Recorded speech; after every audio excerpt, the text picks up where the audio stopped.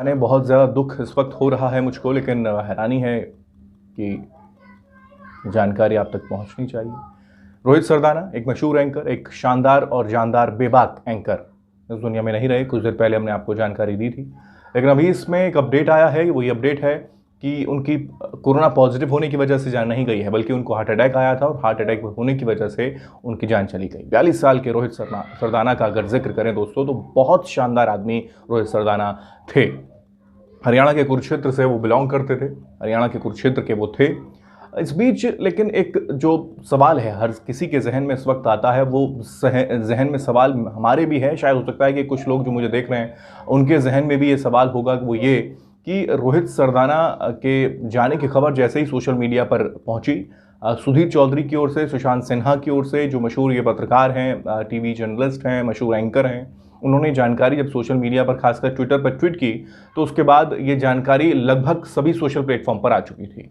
कई चैनल्स ने तो इसको दिखाया भी, चलाया भी, लेकिन आज तक जैसे संस्थान में जहां पर उन्होंने पिछले कई सालों तक काम किया, और एक कोना, एक अच्छा उनका प्रोग्राम आता है दंगल, जिसमें एक अलग पहचान उन्होंने बनाई, और उसी की टीआरपी की बदौलत भी आज तक एक अच्छे टीआरपी के मुकाम पर पहुंचा।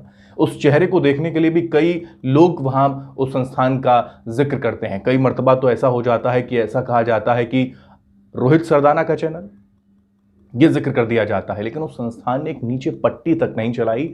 ये थोड़ा समस्या परे हो जाता है। आप इसको लेकर क्या सोचते हैं वो जरूर कमेंट बॉक्स में कमेंट कीजिएगा। लेकिन हाँ, कुछ देर बाद, अभी कुछ देर बाद ही, यानी कि तकरीबन 1 घंटे, इस 1.5 घंटे बीत जाने के बाद आज तक के तमाम मशहूर एंकर्स जो उनके सहयोगी थे, वो फूट फूट कर रो रहे हैं।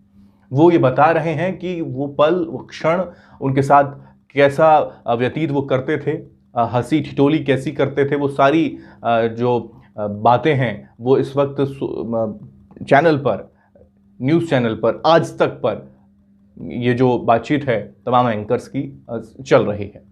इसको ऐसे भी समझें कि क्या ये संस्थान की जिम्मेदारी नहीं बनती है कि बड़ी खबर जो हिंदुस्तान की है, एक बड़ा एंकर, एक बड़ा पत्रकार जब उसका निधन हो जाता है, उसकी जान चली जाती है, तो सबसे पहले उसको फ्लैश किया जाना चाहिए था, उसकी जानकारी दी जानी चाहिए थी। ये एक जो वक्त लगा, ये थोड़ा समझ से परे है। इस पर बहुत डीप मैं जाना नहीं चाहता, लेकिन मैं आप पर छोड़ता हूं कि इसको लेकर आप क्या सोचते हैं, कि क्या कोई इंतजार किया जा रहा था कि कोई जानकारी दी जाए ऊपर के लेवल पर, उसके बाद इस खबर को आप लेकर पहुंचे। एक सबसे तेज अपने आप को कहने वाला आज तक चैनल, वो इसको लेकर पूरा मैकेनिज्म नहीं बना पाया। न्यूज़ रूम पूरा शॉक था, ये सोशल मीडिया पर सब लोग ट्वीट कर रहे थे, लेकिन ये मैकेनिज्म नहीं बन पाया कि तुरंत के तुरंत ये जानकारी उनके चाहने वाले दर्शकों तक पहुंचे और उस संस्थान से पहुंचे जहां पर वो आखिरी वक्त में काम कर रहे थे। ये एक समझ से परे वाली स्थिति है। इसको मैं आप पर छोड़ता हूं कि आप इसको लेकर क्या सोचते हैं। मेरा कहने का मकसद सिर्फ इतना है कि उस संस्थान की क्या कोई जिम्मेदारी नहीं बनती है कि तुरंत उस चीज को बताया जाना चाहिए था कि उसके यहां काम करने वाला इंसान, क्योंकि आप तो जर्नलिस्ट हैं, क्योंकि आप तो एक टीवी चैनल हैं, तो टीवी चैनल को सबसे पहले ये चीज बतानी चाहिए थी या फिर नहीं बतानी चाहिए थी। जो भी सोचते हैं आप इसको लेकर कमेंट बॉक्स में जरूर कमेंट कीजिएगा। उसके साथ साथ मैं आपको यह भी बता दूं कि रोहित सरदाना आखिरी वक्त तक डटे रहे, लड़ते रहे। कोरोना के जंग वो नहीं हारना चाहते थे, कोरोना से दंगल वो लगातार कर रहे थे। उन्होंने ये तक जिक्र किया था सोशल मीडिया पर कि कोरोना पॉजिटिव मैं हूं और दूसरी रिपोर्ट भी मेरी पॉजिटिव आई है। मैं उम्मीद करता हूं कि ये रिपोर्ट मेरी नेगेटिव आए, लेकिन ऐसा नहीं हुआ। और उसके बाद आखिरकार 2 दिन के बाद उन्होंने अपने प्राण छोड़ दिए हैं।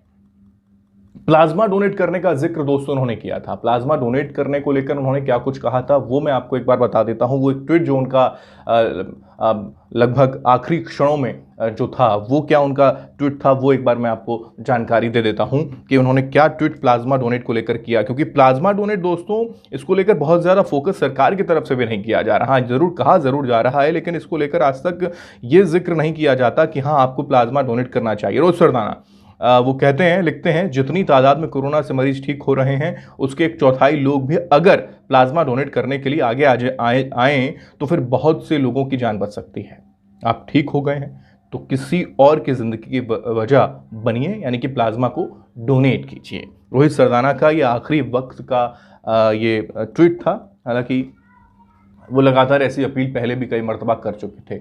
अब मैं कंपैरिजन करता हूं और कंपैरिजन आपके ऊपर छोड़ता हूं कि विकास शर्मा जो आर भारत के शानदार एंकर थे, उन्होंने भी कुछ दिन पहले कोरोना से जंग उन्होंने हार ली। उसके बाद उनकी खबर को तुरंत फ्लैश किया गया रिपब्लिक भारत की तरफ से, लेकिन रिपब्लिक भारत ने इतना इंतजार नहीं किया कि शायद वो सोच रहे थे कि एंकर्स को लाया जाए, फिर एंकर्स वहाँ पर रोएं, अपनी अपनी जो उनके साथ बातचीत हुई है, इतने क्षण जो रोहित सरदाने के साथ इन एंकर्स ने बिताए हैं। मैं किसी की भावनाओं को ठेस नहीं पहुंचाना चाहता हूं दोस्तों, मेरा मकसद सिर्फ इतना है कि उस संस्थान ने उस खबर को सबसे पहले फ्लैश क्यों नहीं किया और किसका इंतजार, सरकार का क्या इंतजार किया जा रहा था कि ये खबर कोरोना से रिलेटेड करके दिखाई जाए या फिर नहीं दिखाई जाए। ये सारी चीज़ें तमाम बुद्धिजीवी हैं हमारे साथ, हमारे चैनल पर जुड़े हैं, वो अपनी बात रख सकते हैं, कह सकते हैं कि हाँ ऐसा है या फिर ऐसा नहीं है।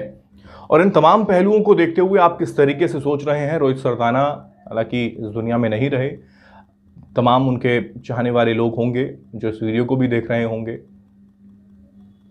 व्यक्तिगत तौर पर मैं भी उनसे बहुत लगाव रखता हूं और ये बताते वक्त भी मुझे बहुत ज़्यादा पीड़ा और दर्द महसूस हो रहा है कि वाकई क्या कोरोना से जंग बहुत ज़्यादा कठिन है। हालांकि आखिर में जो जानकारी मिली है, एक बार फिर आपको बता दूं कि कोरोना की वजह से उनकी जान नहीं गई है, बल्कि उनको अटैक आया था।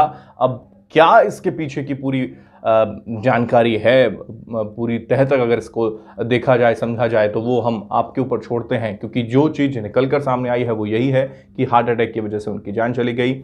और फिलहाल उनको लेकर पूरे देश में, उनके चाहने वालों के दिलों में, और अभी भी कई लोगों का ये कहना है, जो उनके साथ काम करने वाले लोग हैं, उनका ये कहना है कि हम यकीन नहीं कर पा रहे कि मुस्कुराता हुआ चेहरा बेबाक एंकर इस दुनिया से अलविदा कह गया है।